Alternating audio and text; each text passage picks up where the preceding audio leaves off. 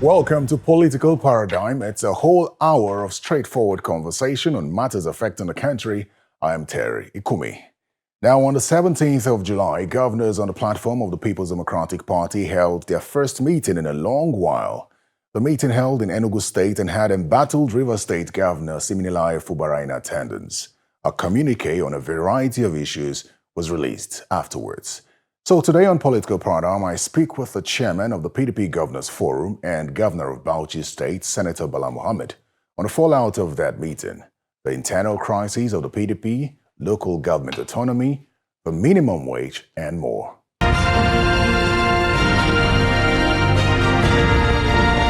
Your Excellency, I'd like to thank you very much for coming to the interview again. It's been a while. Nice to see you again. Thank you. I'm so happy to see you, Terry. So I think we should start off by perhaps explaining the importance of that meeting and the outcome, especially because it affected the Nigeria Governors Forum, which was supposed to hold, I think, on Wednesday or thereabouts. So how important was this meeting at a time like this, and what was the outcome?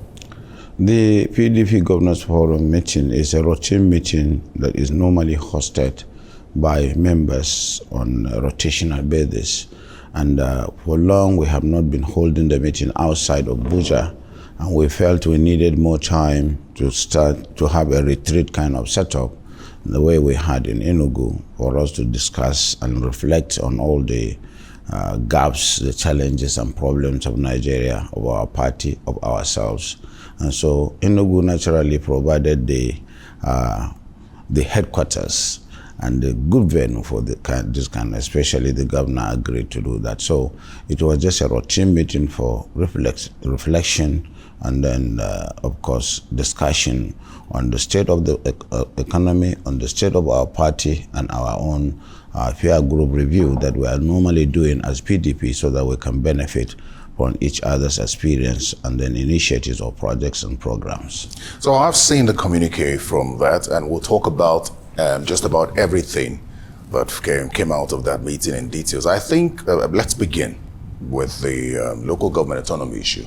The forum was very happy as well with the decision of the Supreme Court to grant autonomy to local governments. I think the forum also said that implementation of the court's decision must be done in a manner that does not create a trust deficit between the federal government and the sub-national. Perhaps you could break it down to us and explain what you mean by the trust deficit. Thank you for the opportunity, Terry.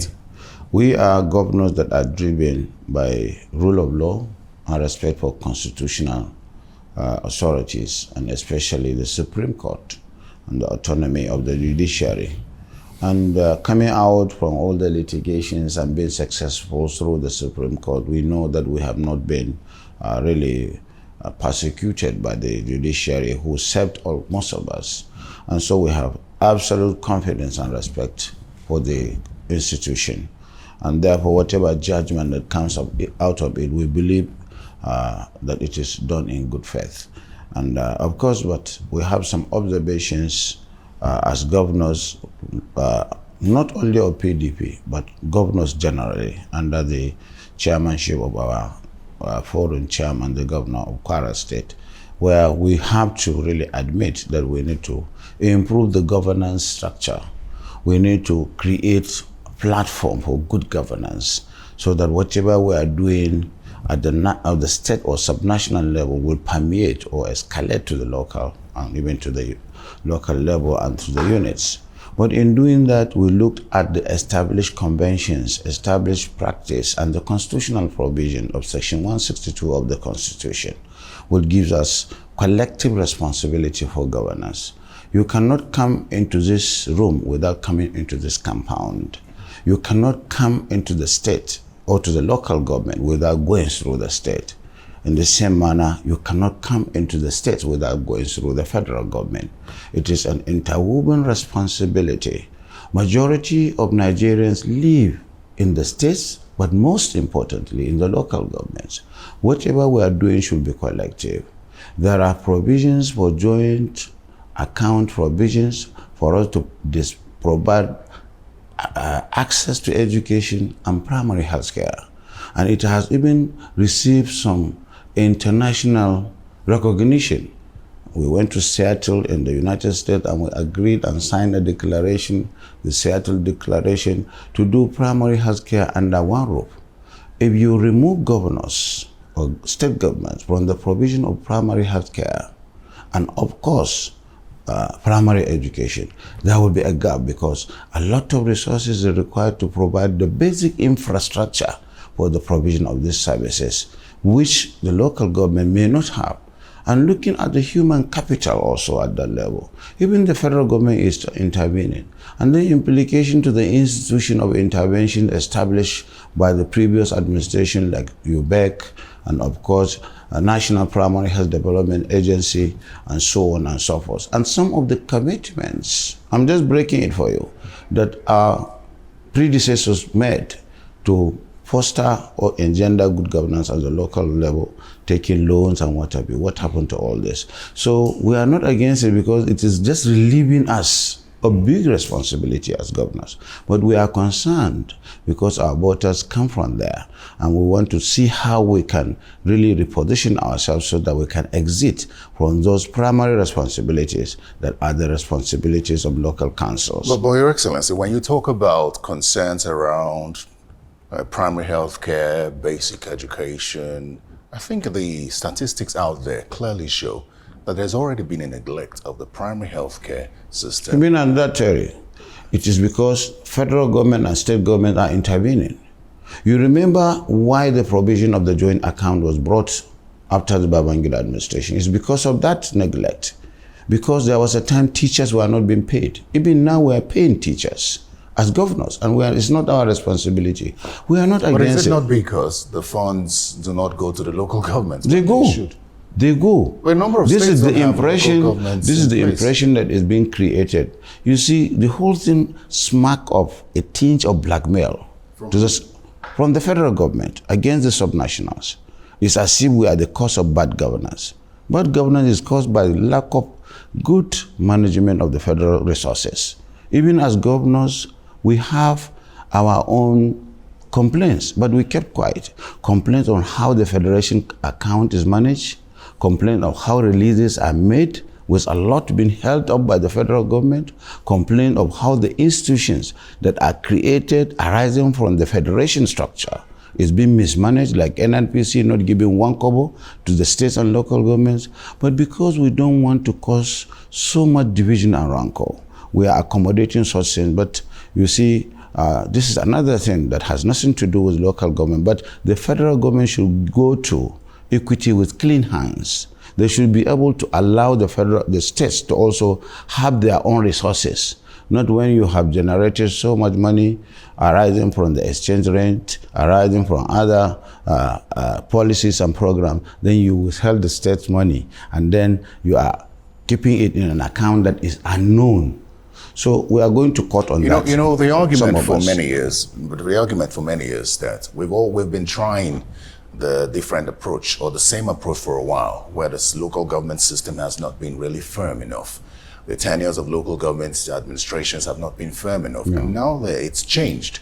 And I've also listened to you talk about the negatives with this new judgment, with this judgment from the Supreme Court. What do the people specifically stand to gain from this judgment? It is not completely negative, Terry.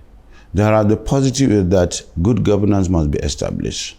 The tenure of the local council must be respected as established by the Constitution. And that, of course, there will be less interference. But in doing that, our fears are that would they be able to do it if we don't intervene? If the federal government does not intervene the way they are doing? If the international community, UNICEF, WHO, and UNESCO does not intervene because there are no institutions for intergovernmental relations. These are our fears. But it's a very good judgment that is going to spur good governance at the local council and will engender participation by those who have the capacity to do it.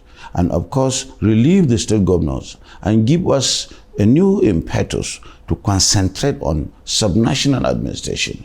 And of course, it will take time. And that's why we're happy with the enroll order that we are seeing that it will take some 3 months for us as governors to ensure that all local government councils are not caretaker. So I was going to come to that because your state, you are among the state governors that have now fixed a date for local government elections, which means in the interim you've been using caretaker in August 19th. You've been using caretaker committees. How effective has that been, and what will change with the new local government system?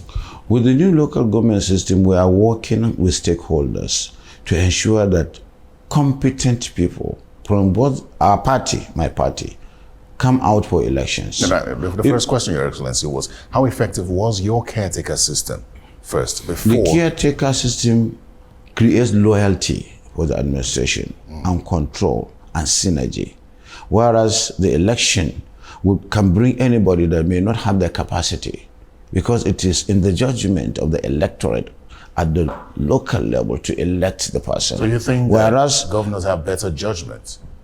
No, who is more I'm not saying, but it is subjective and arbitrary, I know, for governors to, but it gives you room, although not democratic, to bring out people that can perform the job. And that's why you ask me, what are we doing now? As a party, we are working very hard to nominate people that we definitely feel retired permanent secretaries that have joined the service, the political party, those technocrats that have been withdrawn because of the problems and challenges of political participation. We are now encouraging them to come so that we can have the human capital. The councillors must be people. You see, we have a problem between, a difference between the North and the South in terms of human capital availability.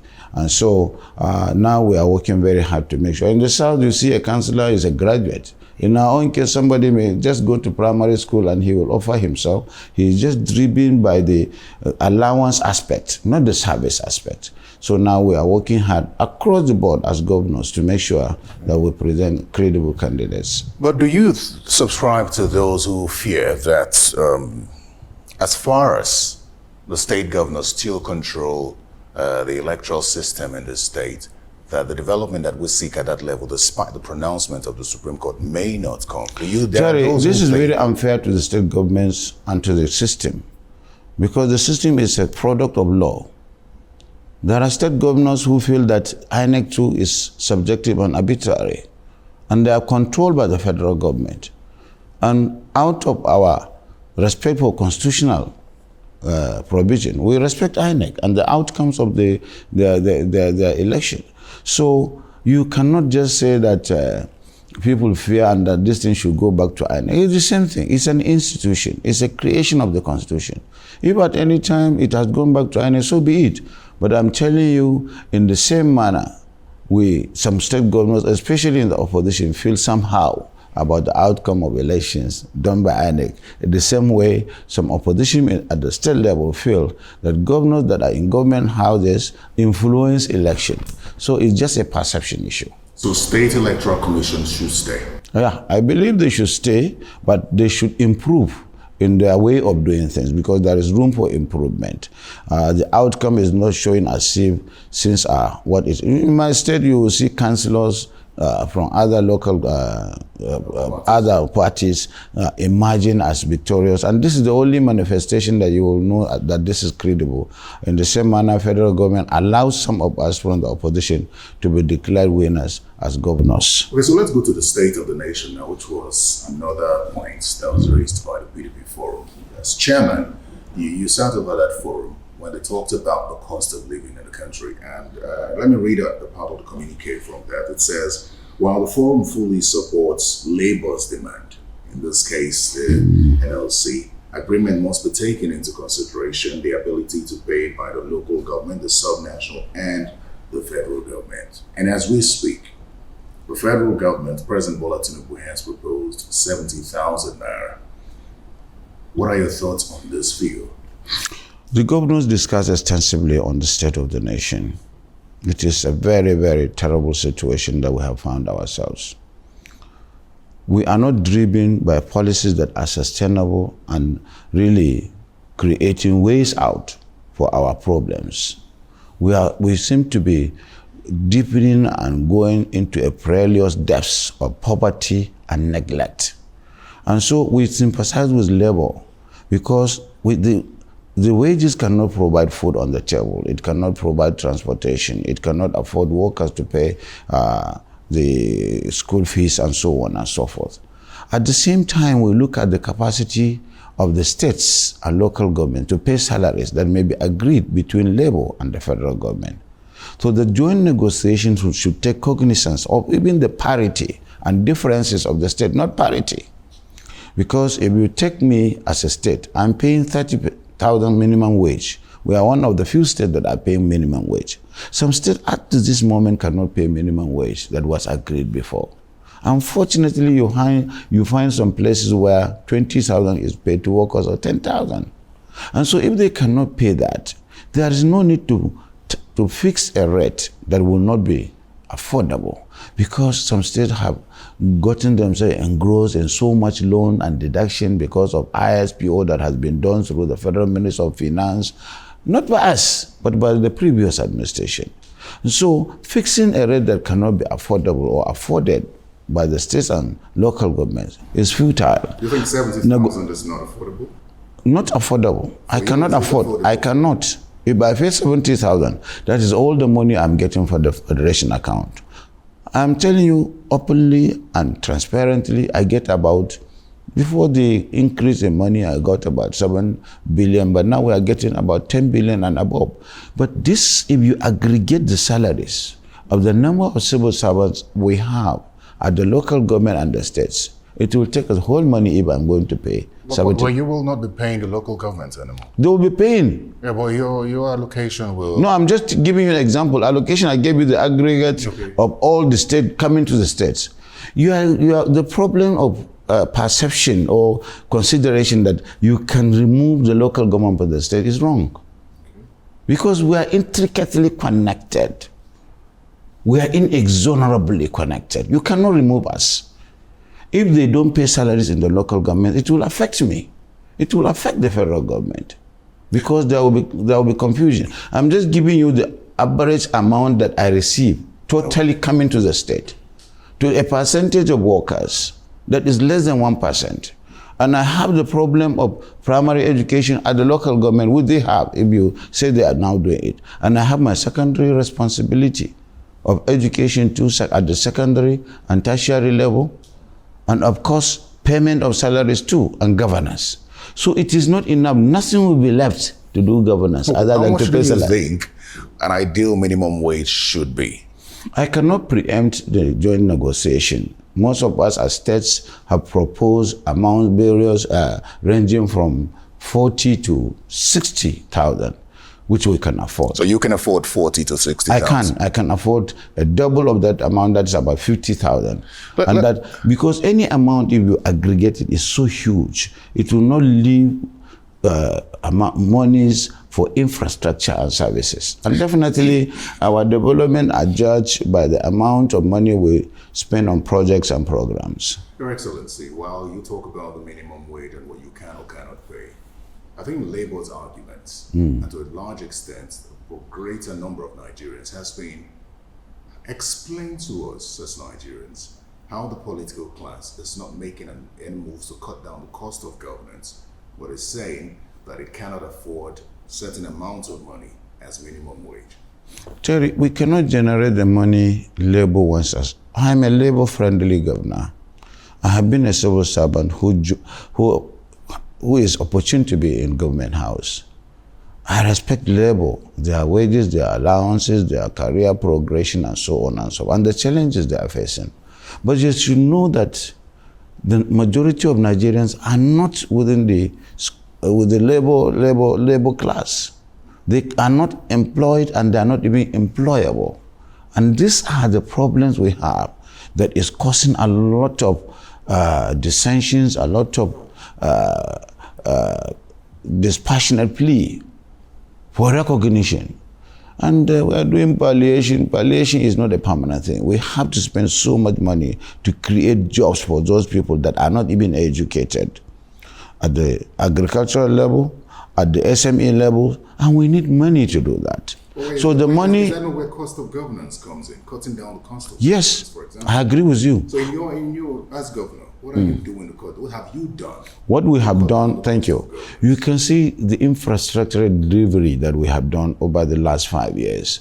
We're able to build over 1,000 kilometers of road, over 6,000 or 7,000 classrooms to enhance access to primary education from the state level, not from the local government level, because we have the highest prevalence of out-of-school children. And so what we did was correct procurement and working with the federal government to access subventions, to provide monies that is required for us to provide before we access intervention from the federal government, from the international community, and so on and so forth. And then correct cost of contracts and projects. I put emphasis on knowing, not leaving it to the MDAs to determine cost of the project. And so by so doing, we freed a lot of resources. We also do biometrics to make sure that ghost worker syndrome has been dealt with, because we don't know the number of workers, the misdemeanor in the system. We freed about 2 billion from that. And so we are able to deploy these resources, and we created M&E, that is monitoring and evaluation, to ensure that jobs are done within timelines. And we have some contractors that we have faith in. They are international contractors, and we make sure this practice. You may not believe me, you will believe me. The issue is that when we impute interest in the cost of projects, that is why we are not able to do so many things with money. So we use little money to do much. This is our policy. Correct procurement, and then supervision. So cost of governance has been reduced because interests are not imputed in projects and programs, and our allowances, we have even reduced it, because to us, it's a time to pay back. And you can see, because we are doing it with a tinge of stakeholding, everybody has that ownership of the movement. It is a movement that we are creating, so that the common man trusts us, believes in us, and we also trust them, because we have gone around all the local government and discussed and promised them. And we made sure that there is justice and equity. There is inclusion even of the minority interests, so that there is that feeling of partnership in governance, not just some of us sitting. And again, as governors and local government chairmen, I insisted that we must be in our local places where God has given us the mandate, the people have given us the mandate. I hardly come to Abuja, because God gave me Abuja to be minister for 5 years. What am I losing to be in Abuja? So I'm always there. People can access me. I can access people. I can supervise. So that is the kind of governance structure that we have established that is making us to do so much. So, Your Excellency, you mentioned the common man, and every time I hear that, I try to understand what that means. But that notwithstanding, let's look at the standard of living in the country with details and how the federal government and state government are approaching it. One way is the distribution of rice, which the federal government recently embarked on. It says 20 trucks per state. Have you received your 20 trucks? Yeah, I have. So good. 20 trucks of rice is about 1,200 per truck. So that is if it is 25 kg, 600 bucks. It is 25 kg from what we hear. So that's about 24,000 trucks of rice. Bauchi alone is 8 million people plus. What does 24,000 bags of rice do for your people? Thank you, Terry. You have answered yourself by the question. It's a rhetorical question. We are perplexed and overwhelmed by the problem of hunger and anger. And of course, what we are able to do as governors and the federal government to ameliorate the problems of the people. The issue of food security, we have to go back to the farms. That's why I welcome the federal government intervention in providing fertilizer more than the food they are given. This is ad hoc and grossly inadequate to address the need of the people. If you share 24,000 and I bring about 100,000, it will not take our people, the common man, 1 week to go back to the trenches looking for food. And that's why this is just a piecemeal approach. The approach is that we must come together at all the levels of leadership, federal, states, and local governments, to bring an agricultural revolution that will make our people that are mostly illiterate, that cannot even be employed, to employ themselves. That's why we trained about 2,000 youths. And we are trying to create a special kind of anchor borrowing system where we put people not on farm settlements, teach them how to farm. I am not lying. If you go to Bauchi, people have gone back to the farm. We are contemplating reducing the time for going to the office for the class of civil servants, even from level 12 down, to go to the farm and produce food for themselves. Because if a small family of 12 or 20 can have 20 bags, they can eat throughout there. But we cannot give them up to 1 bag as a palliation. So definitely, we in Bauchi, we have come up with I've just launched my farming season. You have seen what we have done. Tractors are given, hiring system, land clearance, provision of fertilizer and extension services where people will be told how to enhance their agricultural output with supervision.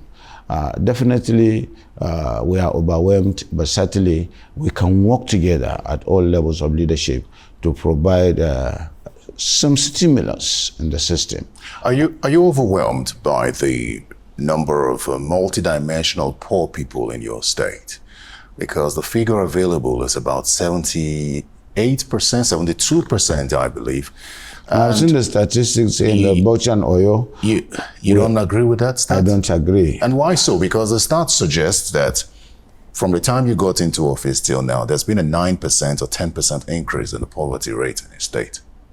Well, poverty rate is not at the instance of state government or what I would say of the administration. But certainly I think we need to look at our statistics very well. I think the statistics is a wake-up call for us. If it is true, because we are not privy to the yardstick used, but certainly we know there is poverty, and the demographics is not helping us. Bauchi is a gateway to 7 states, and it is very peaceful. And we are an agrarian state, and we produce a lot of food that is even being transported every day to other states where they cannot go to farm. And I thought we are providing the salutary solution, the solution to the food crisis, because we produce food and our markets are working. That is the informal sector, and everybody goes to work.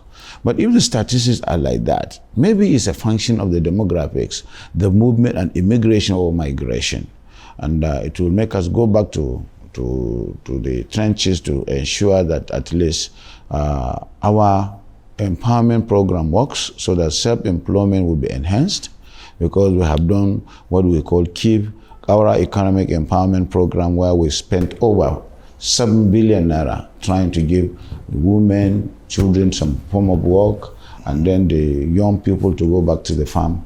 But certainly, this is a wake-up call that it may be incontrovertible, but certainly we are not aware. And it will give us an opportunity to go back and see how we can reverse the unwholesome trend. Well, your time is almost up in office. I know it sounds I know it sounds somehow to you because you still have about 3 years in office or thereabout, but we know that in the next 1 year or two, it's politics year. So while you sort of agree or not with the stats, I'd like to know how you assess yourself with regards to perhaps the promises you've made with these people, and to come up with stats of your own to know whether you've done well or are doing well in the office you occupy. To me, I will not, out of modesty and humility, I will not assess myself. But the assessing agencies have already done. But have you fulfilled your campaign promises? Yes. My campaign promises, I have salvaged or fulfilled them up to 70 to 80%. I have built so many roads where people are not having access to bring their agricultural produce, and I'm working with the federal government and the World Bank under the RAM project to create access. I am part and parcel of so many federal government initiatives and World Bank initiatives like AgriCell, where we are enhancing production and productivity and accessibility, and of course enhancing agricultural output. And you remember last year, the former administration Buhari assessed me as the best governor for rural development because we have built so many schools. We built a functional primary health center in each ward, 323, and equip them. What we are waiting now is to provide the human capital because we are trying to do, but with this is a big blow, but certainly it will not stop me from giving intervention to the local governments, even if they are autonomous, so that at least those primary health centers will be functional with a robust drug revolving fund that will make healthcare accessible and affordable at that level. And of course, this year, you remember the current administration recognized me as the best governor in urban renewal because I am building good roads, building palaces, renovating my government house, state secretariat, local government secretariats. These are the promises we made. And so Bauchi is a construction site everywhere you go. So I'm happy with the assessment, not to talk of other assessment in terms of accountability, where ICANN and World Bank recognize me as the most accountable governor. But certainly that will not make me to be too proud. I know with this statistics that you are just telling me, maybe it's a TikTok. It's a wake-up call for you. It's a wake-up call. Very beautiful. I think your point about supporting local governments despite their autonomy is very important because there are concerns. You know how it was during the days of zero allocation. Yeah. So the concern of how they will survive if they don't get their allocation. On that front, so. I want the federal government to continue to support states through UBEC and national primary health centers so that local government will be supported. If we leave them, they are autonomous, the money is grossly inadequate. When they pay salaries of teachers and health workers, that is all. They cannot even maintain the infrastructure of our primary health and primary schools, and we need to build more. We need to employ more. So the challenges at the local government are huge. Unless we address local government, giving them intervention and assistance, not saying that you are on your own, then we have a problem because local governments are the federal government and the state government. Let's talk some party politics now. The PDP Governors Forum meeting in Enugu dwelled on politics and the need to reclaim the positions, as you said, that you have lost. But there are many who have questioned what kind of opposition the PDP is. The PDP has been described as a union, it has been described as dead, it has been described as extinct, all sorts of names about the PDP because of what's transpired in the past 1 year or thereabout. But what do you say to them? PDP is a party that has a history, and that history has some issues of disciplinary issues that have not been settled. From 1999 to date, the convention ensures that our most pragmatic leader, Olusegun Obasanjo, emerged. There had been some disparaging issues that Ekome lost and so on and so forth. But even at that time, there was no anti-party manifestations. But if you go back to 2015, when some people walked out of the Eagle Square and they led governors, and that led to our loss today. There are manifestation of indiscipline. And coming to 2019 too, some governors formed themselves into a group, G5. And then, of course, they were trying to assert their own feelings because truly they have not been treated fairly in terms of feeling of my friend Wike and so on. And up to this time, we have not addressed all these disciplinary issues. And this has given some negative perception about us. But in dealing with this, we have to be careful not to throw the baby with the bathwater. Because if we do that, it will give us some negative effect in terms of coming together, closing rank, and that's why we're in Enugu. We discuss frankly. We call the chairman of the BOT, the chairman of the former governors of the PDP, who are the resource person of the PDP, the chairman of the PDP Ministers Forum, because they were at the federal level, they knew everything, chairman of the state chapters, and the National Assembly caucuses, and discuss all these issues together, and said we should lessen our own rancor on negative issues and concentrate on the unifying aspect, to unify the party and give Nigerians a credible alternative, because we have the experience. We have done it before. All this inflationary trend was not there when PDP was at the center.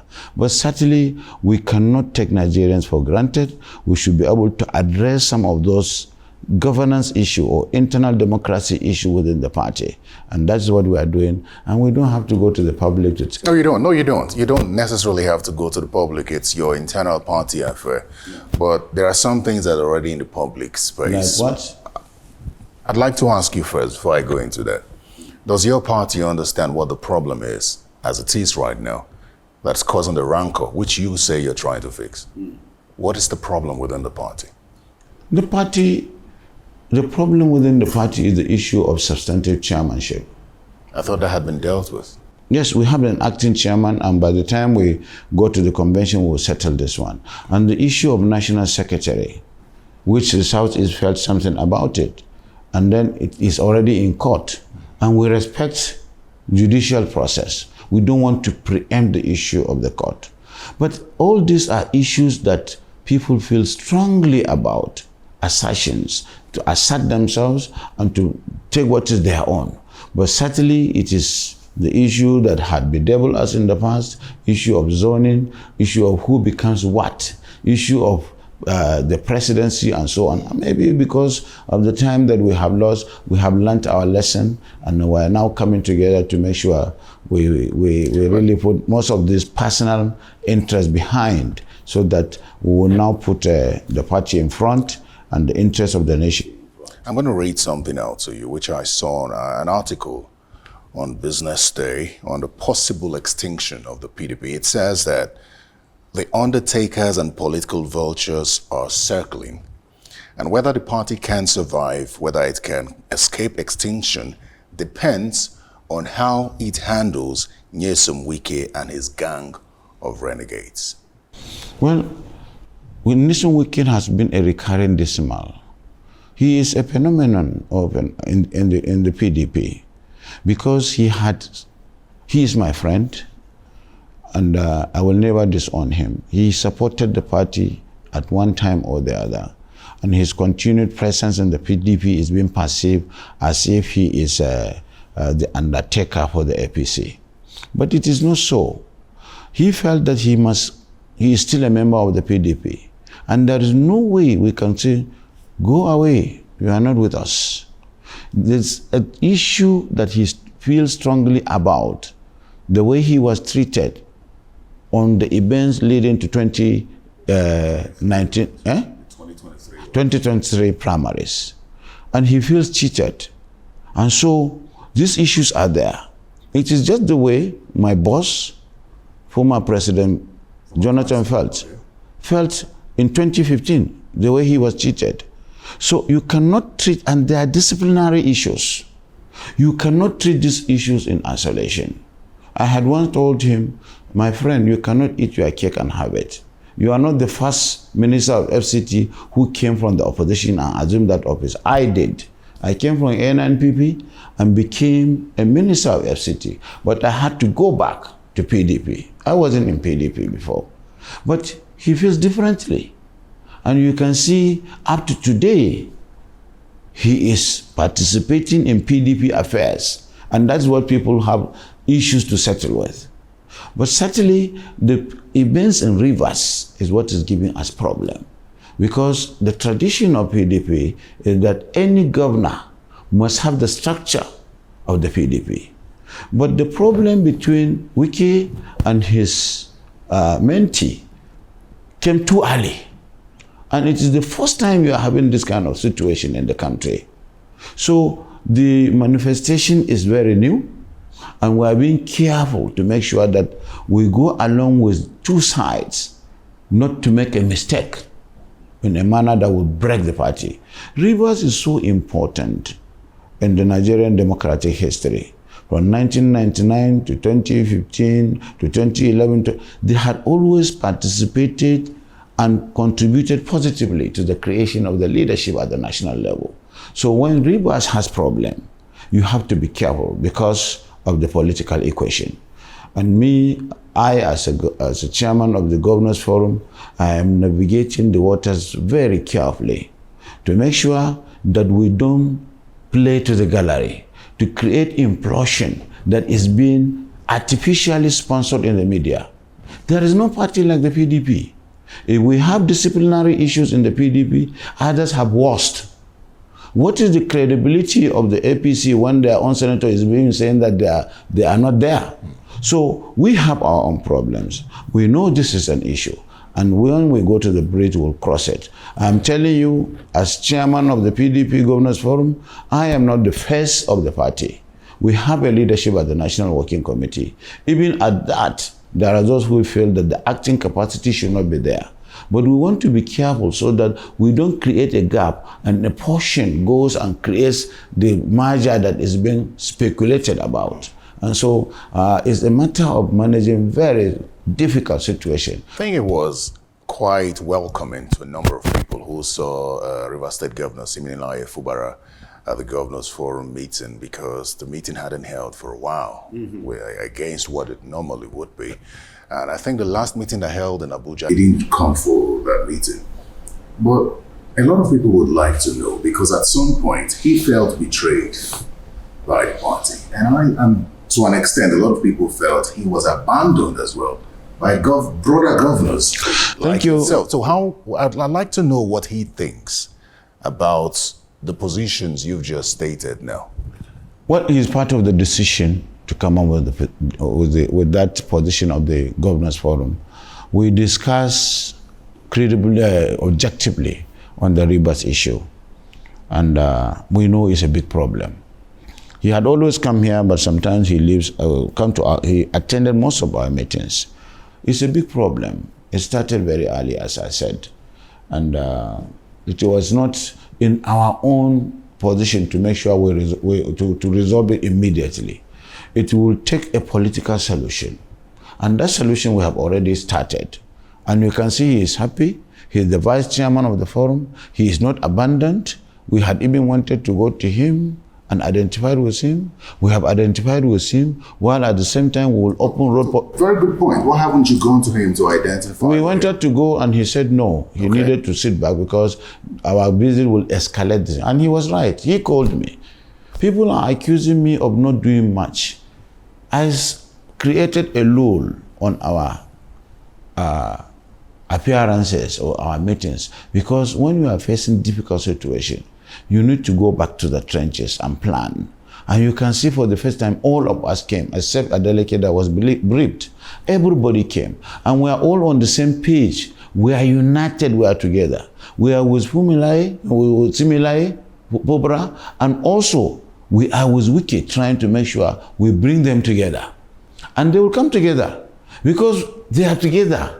But have you made attempts to sit with both of them? Yes, we do, and we are still going to do it, and we are even using some leaders here and there to make sure that we do bring them together and, of course, take a position. But at the moment, the governors of the PDP are with Fubara because he is our member.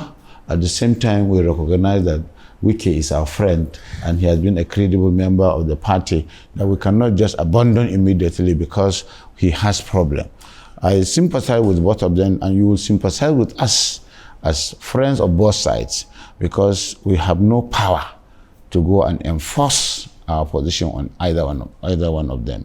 We are urging the party to take a position on that, because it is the National Working Committee that will do what is required. And they too, you can see they were in Enugu, and they will do the needful, inshallah. Your Excellency, you say that perhaps the concern in Rivers State, or the bone of contention, is who takes control of the party structure. Yeah. And you also say that the tradition with the PDP is that the governor takes control. I don't know if your party is disturbed about the structure. We are disturbed, but... One second. If your party is disturbed by the structure, really, especially considering that structure extends to the State House of Assembly, and we've seen defections, even though there's a ruling on that. I don't know what you are coming to the point that we are concerned, all of us. Well, what does just one second. You can see that my question mainly is, what does the party think about the Rivers Assembly crisis, especially the defection aspect? I Because can those are tell you supposed what to be the your party members. PDP governors feel and what I feel, not the party. Very well then. We feel dejected because there are so many legal encumbrances. Rivers issues, the assembly, the defection, even the primaries have been encroached or encumbered by litigation. Even as a day before yesterday, there is a ruling, a court order that primaries should not even hold in Rivers. So I'm not in a position to comment on issues that are in court because it will be prejudicial. But the PDP governors are concerned. Me as a leader, I am concerned. And that's why we are going behind the scene to provide political solution. And we are urging the party to take a position that will give ownership and recognition to the governor. At the same time, making sure that Wike is not demonized in a manner that he is maltreated in such a manner, in a way that some people want. It is not good if you see two people. Politics is dynamic. Who brought Fubara? It was Wike. And there was nothing he did not do to make sure he emerged. But how about the Edo State situation? Huh? The Edo State situation ahead of the governorship election. You see what happened. We are winning in Edo. There's no problem. So you don't care about what the rift between we do. Shaibu We tried to intervene. And his support for Suegodalu. I held meeting in this office with all the warring parties. Like any other party, we used to have this kind of situation. But we have passed the stage where we will discuss Shaibu now. Because Shaibu was our own, we tried to bring them together, but both parties feel strongly about it. You can see even the zonal chairman has joined in the controversy. And the now working committee has taken a firm decision to suspend him, not to despise him, in order to resolve the issue. In PDP, we don't destroy our own. We don't kill our own. We try to rescue them and bring them to the negotiating table. But certainly, Shaibu has gone to court and he has gotten judgment to come back, and the government of the day has also appealed. So I don't want to comment, and this election will be held maybe before the judgment. So we'll know the outcome. We are Democrats, we are ready to accept the outcome, but we are very strong in Edo. For Excellency, as a round off this conversation, I'd like you to perhaps reflect on your time in office so far. And as I said earlier, the clock is ticking. Your time comes to an end really soon. I don't know what next you have planned, but when you look at your time in office, what are you most proud of as governor of Bauchi State? I am most proud. I'm very happy and grateful to God for giving me the opportunity. Today, after Edo, I'm the oldest governor in the Governors Forum. And my colleagues are very, very cooperative, and it is a family. And I'm happy. I have held positions as senator, as minister of the Federal Republic of Nigeria, and as a public servant, as a director in the civil service. There is no place that you will learn fast and quickly like the Governors Forum. It is a place that there is no political party. We are all together as one, because we are confronted by a common challenge of providing good governance. And we are our brothers' keepers. And we learn from each other. And we support each other. I have learned from my colleagues a lot, especially those that left, on art of governance, how we can quickly come up with a project. I came up with a roadmap under my Bauchi Project 1 and 2. And this had been the product of interpersonal, personal, and other peer review mechanisms that were imputed in the program. A roadmap with clear timelines, cost, and M&A. And we were able to do a lot in Bauchi. And for me, I think there is a good hand behind what we did in Bauchi. Almost all the things we set out to achieve, we achieved them. We built all the roads we wanted to build, the schools, the hospitals, and we are not brutalized the way I thought I would be as an opposition by the federal government. Rather, we are getting accolades, we are getting support. Recently, we even got support for natural resources. And that's why it has reinforced my feeling and belief in the federal government and the federation and the federating entities. And I believe that governors have a responsibility to create good governance, because at the subnational level, we should be concerned about projects and programs, while the federal government should be concerned about policy direction. And the local government will be in charge of certain implementation as per the constitutional provision. But certainly we have achieved so much, and I'm happy that in healthcare we have done so much, in empowerment. But as you just gave me the statistics, I have my hiccups. Now you owe me. I owe you so much. And even yesterday, because I have an array of consultants that are telling me, say, but hey, Bala, you don't be driven, taken away by the accolades you got from the federal government, from other assessing agencies. You still have work to do. And I think there is still work to do, to be done. And I deepen stakeholding. And I hope God will give us the opportunity within the movement to have somebody that will continue with my legacy of unifying Bauchi, bringing inclusion, creating awareness that governance is not the governor, is not the senator, it's the people. And the traditional rulers to have respect and to be respected. And of course, our religious leaders to be part of you. And that's what we are doing today in Bauchi. Everybody respects each other. I cannot leave you without asking you this question. As a former FCT minister yourself, considering the rifts between the FCT minister Nyesom Wike and the FCT senator Kingibe, and it has to do with the governance. It's not the politics of it, it's the governance of things. Wike's project, I don't know what you think about the FCT. You've seen the look based on this project. He's commissioned quite a number of projects, and the FCT senator thinks that these projects are not people-friendly and are impacting the people directly. What are your thoughts on this? I think Reti is entitled to her opinion. No, this is not an opinion. She represents the people. No, her opinion as a senator representing FCT. The projects, Wike has become an enigma in Abuja. He has done so well. Most of the projects he's doing, I was humbly behind them because I even awarded them. But because of his deep sense of dynamism and continuity, these projects were not completed during the last 8 years. He has now completed them and doing new ones. The city is what the master plan suggests as a capital city of Nigeria. Of course, there are natives, there are people who have been here. The issue of community engagement, their own expectation on resettlements and their entitlement, their inclusion in the system. But certainly, as far as the major mandate of governance of the FCT is concerned, Wike is doing extremely well, beyond my expectations, because I expected as much because of what he did in Rivers. As for Iriti, I think she needs to sit down with the FCT governor in parentheses, because FCT is like a state, so that those aspects of community engagement, community expectation will be imputed within the local FCT local governments, because the Minister of State is in charge of that. But that's the problem. Yes. She says he's not granting her access to him.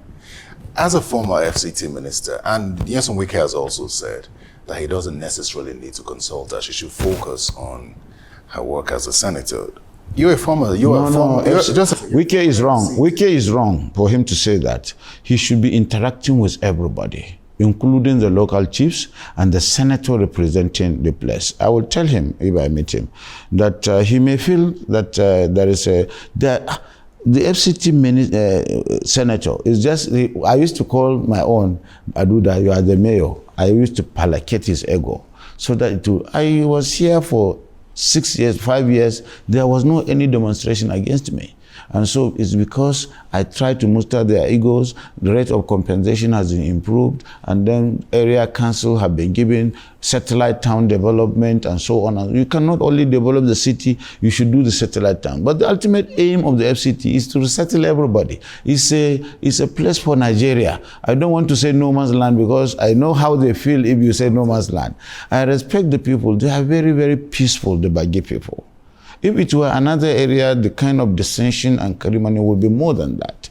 They are a tribe that has provided Nigeria with a cradle and a seat of power, and there's minimal dissension and what have you. And so I will advise my brother to make sure that he connects with Senator Ereti so that together they can move FCT forward. Senator Bala Mohammed, I'd like to thank you for your time. Thank you. Again. And good luck with the rest of your time. Thank you, Terry. It's a pleasure listening to you. You are a very difficult interviewer. Thank you very much. That's a compliment. Thank you.